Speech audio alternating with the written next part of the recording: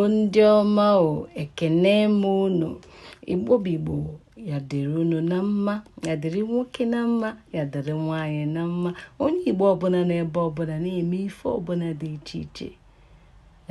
Asị m ya gazie aka ọjọọ unu niile ya ebutela unu gịnị ọnụ mmanụ.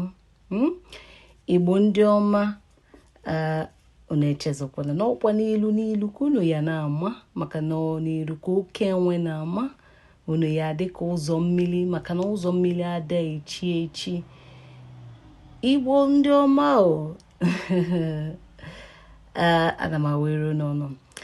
Igbo ndị ọma, ndị Igbo Community London, ofu obi, asịrị m obi abụọ, ofu obi specially invites you to their end of the year party, Christmas party.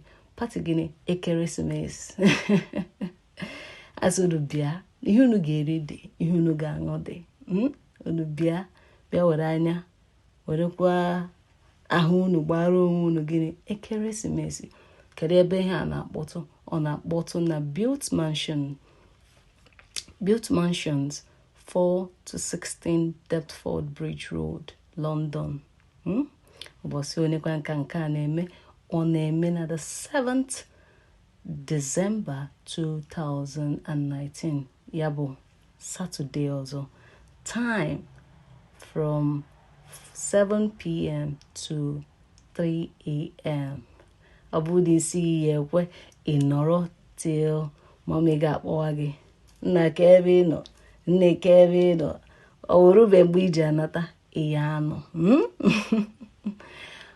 Postcode maka ndị na-ama ebe a dị, ebe this Built Mansions dị. Ọ dị na SE8 4HH.